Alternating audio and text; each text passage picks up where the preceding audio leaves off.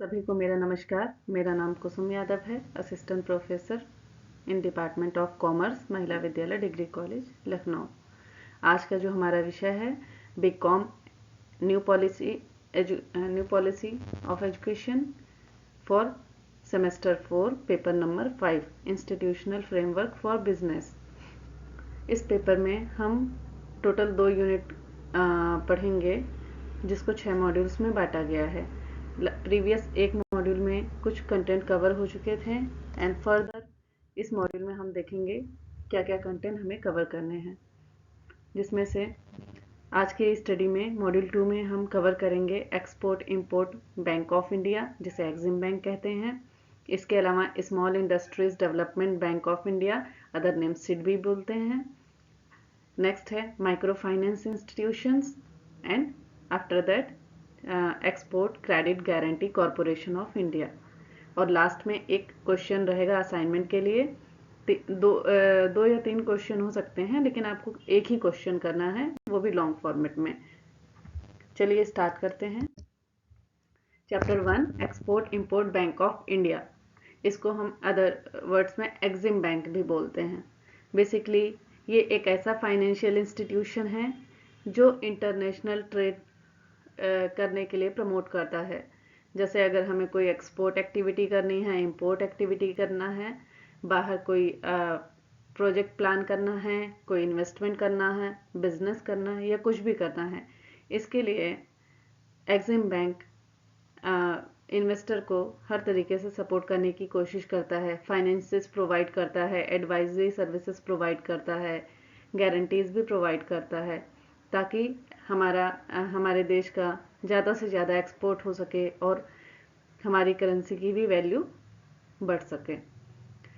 Briefly अगर हम देखना चाहेंगे इसके की फंक्शंस क्या है एक्जिम बैंक के इन इंडिया में, तो बेसिकली ये हमें इंटरनेशनल ट्रेड फैसिलिटेट कराता है, एक्सपोर्ट ओरिएंटेड इन्वेस्टमेंट के लिए प्रमोट करता है और इंडियन कंपनी को ग्लोबल मार्केट में स्टैंड करने में हेल्प करता है। इसके अलावा प्रोजेक्ट फाइनेंस की भी फैसिलिटी है, ट्रेड फाइनेंस की भी फैसिलिटी है, एक्सपोर्ट डेवलपमेंट से रिलेटेड वर्क भी है और ओवरसीज इन्वेस्टमेंट का अगर हमें कहीं बाहर ब्रांच भी खोलनी है, फॉरेन यूनिट खोलनी है, तो उसके लिए भी हेल्प करता है। साथ ही साथ रिसर्च एंड एनालिसिस की तरफ भी इसका कंट्रीब्यूशन रहता है।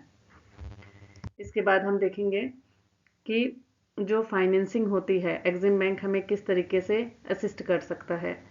तो एक्सपोर्ट में 2 एक्टिविटीज़ मेनली होती हैं, एक pre shipment finance and post shipment finance. Pre shipment का मतलब है कि अभी जो हमारा गुड्स है, मटेरियल है, वो अभी ऑर्डर प्रिपेयर होके भेजा नहीं जा चुका है, तो उससे पहले की जितनी भी प्रिपरेशन होती है, जो भी खर्चे होते हैं किसी भी टाइप के, तो उससे रिलेटेड फाइनेंसिंग को प्री शिपमेंट फाइनेंस बोलते हैं।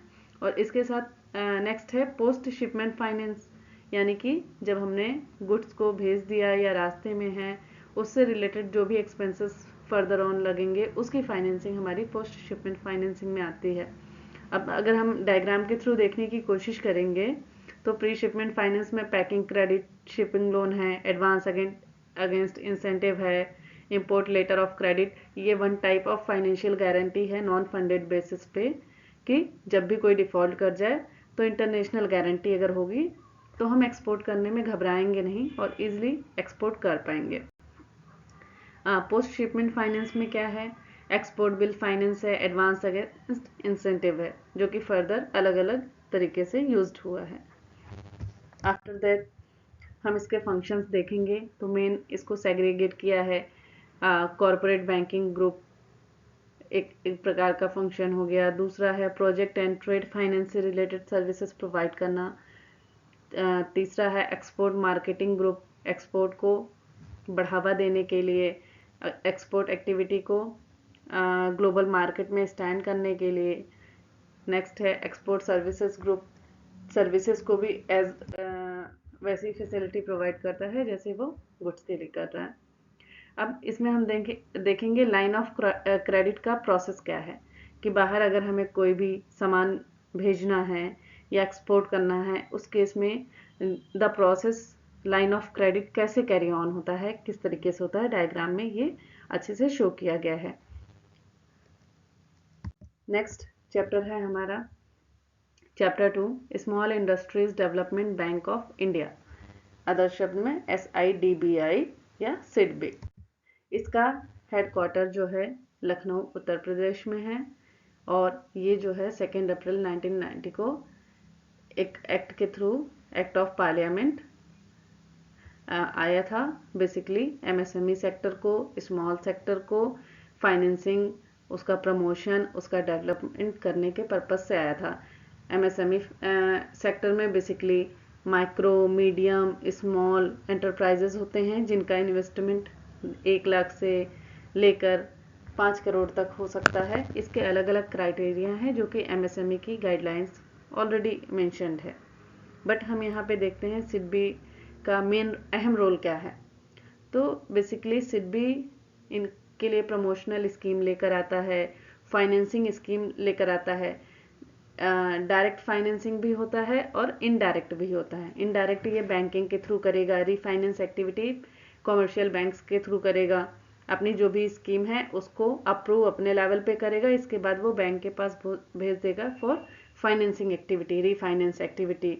इसके अलावा ये खुद भी वर्किंग कैपिटल फाइनेंस कर देता है, टर्म लोन फाइनेंस कर देता है। अगर आपको कोई बड़ा मशीनरी खरीदना है, कोई इन्वेस्टमेंट करना है प्लांट एंड या मशीनरी में, तो उसके लिए ये डायरेक्टली फाइनेंस करता है। और बिजनेस के लिए वर्किंग कैपिटल के लिए भी फाइनेंस कर सकता है। इसके साथ साथ ये प्रमोशनल एंड डेवलपमेंट एक्टिविटी में भी इंडल्ज रहता है और टाइम टू टाइम उससे रिलेटेड वर्क भी करता है। आफ्टर दैट माइक्रो लैंडिंग को ये बहुत प्रमोट करता है कि कितने छोटे लेवल पे हम बिजनेस इनिशिएटिव बना सकें, उसको हम अच्छे से कर सके। अगर कोई फाइनेंशियल असिस्टेंस चाहिए उसके सेटअप के लिए, तो सिडबी उसमें हर तरीके से सपोर्ट करता है, चाहे उनको बिजनेस के बारे में नॉलेज देके, उनकी ट्रेनिंग करा के और फाइनेंसिंग का पूरा जो चैनल है उसको फॉलो करा के उनकी हेल्प करने की कोशिश करता है। मार्केट में इसने छोटे इन्वेस्टर को हमेशा प्रमोट करने के लिए ही काम किया है। अब आगे चलते हैं नेक्स्ट चैप्टर पे। Chapter 3 micro finance institution. Micro finance institution basically एक ऐसी इंडस्ट्री नेटवर्क है, जैसे लेबर का एक यूनियन होता है, ट्रेड यूनियन। तो ऐसे जो छोटे छोटे हमारे सेल्फ हेल्प ग्रुप होते हैं, कोऑपरेटिव सोसाइटी टाइप की होती हैं, और भी छोटे छोटे एसोसिएशंस होते हैं जो ग्राउंड लेवल पे वर्क करते हैं। तो इस टाइप के जो स्ट्रक्चर को हैं, इनको माइक्रो फाइनेंस इंस्टीट्यूशन का वो कहते हैं, सेगमेंट्स कहते हैं। और जब इन्हीं का पूरा एक एसोसिएशन कंबाइंड कर दिया जाता है, जो कि जैसे लेबर के लिए ट्रेड यूनियन वर्क करता है, इन सब के लिए माइक्रो फाइनेंस इंस्टीट्यूशन वर्क करता है, जो एक इंडस्ट्री नेटवर्क है। ये जो हमारे छोटे छोटे इंडिविजुअल लेवल पे हैं, सेल्फ हेल्प ग्रुप लेवल पे हैं, छोटे छोटे कोऑपरेटिव लेवल पे हैं, NGO होते हैं, मतलब नॉन प्रॉफिट ऑर्गेनाइजेशन होते हैं जो प्रॉफिट नहीं वेलफेयर के पर्पज से काम करते हैं। तो ऐसे लोगों को ये हेल्प करते हैं, फाइनेंस प्रोवाइड करते हैं ताकि ये ज़्यादा से ज़्यादा ग्रो कर सके। अवेयरनेस एजुकेशन भी देते हैं कि आप चीज़ों के प्रति अवेयर रहेंगे, आपको एक समझ रहेगी, तो आप अच्छे से डेवलपमेंट कर सकते हैं।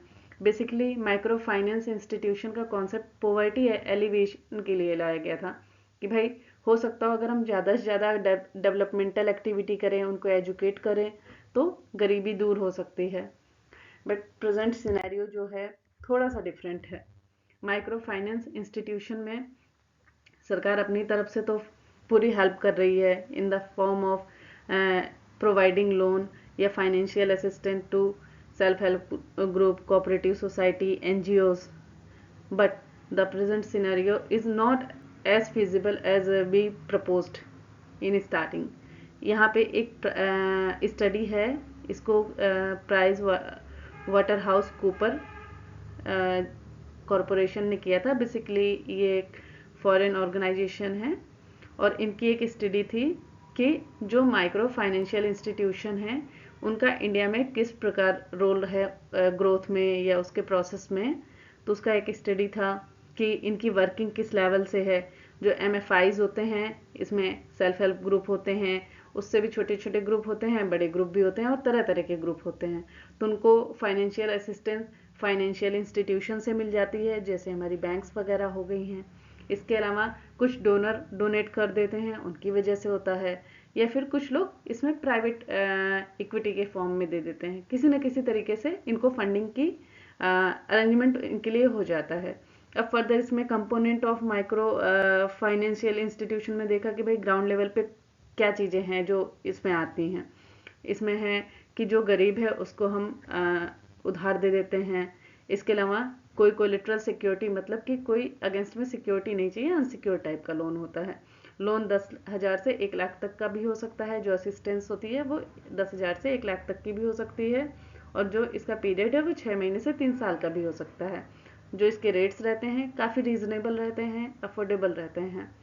इससे सेविंग्स की हैबिट को भी बनाने की एक असिस्टेंस मिलती है। साथ ही साथ फाइनेंशियल लिटरेसी और टाइम टू टाइम जो भी अवेयरनेस प्रोग्राम है ये भी कराए जाते हैं, और ये बेसिकली सोशल वेलफेयर के पर्पज से किया गया है, तो एक अच्छी डायरेक्शन में किया गया है। बट चैलेंजेस जो हो रहा है माइक्रो फाइनेंस इंस्टीट्यूशन को इंडिया में, वो कुछ इस प्रकार से हैं, जैसे political interference, rules and regulation इतने टफ है, इतने मतलब कि टफ है कि आप ऊपर से नीचे के लेवल पे जाएंगे तो करप्शन इतना ज़्यादा चीज़ों में हो चुका है कि जिस पर्पज़ से हम चीज़ों को यूज़ करना चाह रहे हैं, उनका एप्लीकेशन करना चाह रहे हैं, उस लेवल पे वो चीज़ें दिखाई नहीं दे रही हैं। इसके अलावा ओवर इंडेप्टनेस, मतलब आप एक लोन ख़त्म करने के लिए फर्दर लोन लेते हैं, मतलब एक लोन को ख़त्म करने के लिए आप फर्दर लोन ले रहे हैं और ऐसे आप चेन बनाते रहते हैं। तो इस टाइप की जो डेट लेने की कैपेसिटी होती है ये ओवर इंडेप्टनेस है, और ये आगे चल के लॉस मेकिंग एसेट ही क्रिएट करती है, जिसे आप नॉन परफॉर्मिंग एसेट्स बोलते हैं। इसके अलावा रिस्क मैनेजमेंट, रिस्क को प्रॉपरली मैनेज नहीं किया जा रहा है, बस टारगेट है इन्हें फाइनेंस देना है, कर दे रहे हैं, बट उससे क्या रिकवरी होना है, उससे पॉवर्टी एलिविएशन कितना होना है, उससे करप्शन पे कितना कंट्रोल होना है, इसका कहीं कुछ नहीं है। इसके अलावा फंडिंग फंडिंग लोग दे तो रहे हैं, लेकिन ये हो रहा है कि ये क्या सही डायरेक्शन में यूज़ हो रहा है, क्या पर्पस इसका कुछ पर्पस हो भी रहा है या नहीं हो रहा है। और कभी कभी क्राइसिस भी हो जाता है, फंडिंग ही नहीं अवेलेबल होती है, मार्केट में कितनी लिक्विडिटी है, कितना मनी अवेलेबल है इस पर्पस के लिए। लिक्विडिटी तो है, लेकिन उसका एप्लीकेशन किस हिसाब से हो रहा है, और कंपटीशन बहुत ज़्यादा लोगों के आज मार्केट में आने की वजह से ये कंपटीशन भी हो गया है, भाई इनको प्रोवाइड किया जाए या किसको किसको आप प्रोवाइड कर सकते हैं। इसके साथ इसके लिए एक प्रॉपर स्ट्रेटेजी होनी चाहिए, वो भी बहुत एग्जैक्ट नहीं है, बहुत प्रैक्टिकल होके नहीं है चीज़ें। क्रेडिट रिस्क, मतलब कि आप फाइनेंस दे रहे हो, आपको वापस मिलेगा भी नहीं मिलेगा, ये भी बहुत बड़ा रिस्क हो गया है। तो ये सब चीज़ें हैं जो इसके चैलेंजेस हैं माइक्रो फाइनेंशियल इंस्टीट्यूशन के। अगर हम इस डायरेक्शन में सोचें तो शायद हम बहुत अच्छा कर सकते हैं। आते हैं नेक्स्ट चैप्टर पे, chapter 4, export credit guarantee corporation of India. Basically एक ये ऐसी बॉडी है जो कि एक्सपोर्ट एक्टिविटी को प्रमोट करने के लिए और उसको सिक्योर करने के लिए हेल्प करती है। जैसे आप बाहर एक्सपोर्ट करोगे, ठीक है, आपने किसी को कोई ऑर्डर सप्लाई, आपको ऑर्डर रिसीव हुआ, आपने सप्लाई कर दिया, पर सामने वाले ने आपको पैसा नहीं दिया, इंटरनेशनल बायर ने आपको पैसा नहीं दिया, तो फिर आपको कितना नुकसान होगा। आप इस डर से हो सकता हो कभी एक्सपोर्ट ना करें। तो ऐसी एक्टिविटी जो इंटरनेशनल मार्केट में एक्सपोर्ट को हार्म पहुंचा सकती है, उसको कवर करने के लिए एक्सपोर्ट क्रेडिट कॉरपोरेशन पूरा हेल्प करता है।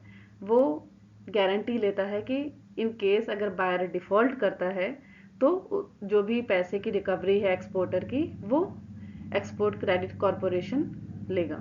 वो हो सकता हो गुड्स के इंश्योरेंस भी करवा दे, आपका जो भी ऑर्डर है उसका इंश्योरेंस करवा दे, और उसके एवज में कल को अगर वो डिफ़ॉल्ट हो जाता है तो इंटरनेशनल बैंकर से ये जो प्रॉपर प्रोटोकॉल है उसको थ्रू आपका जो अमाउंट है उसकी रिकवरी कराई जा सकती है।